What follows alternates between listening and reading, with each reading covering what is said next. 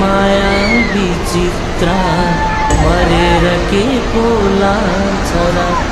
नगर व्यर्थै लोभी मन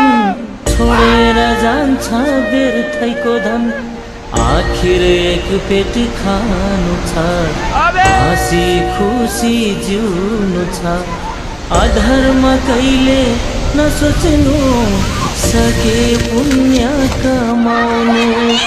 अधर्म कहिले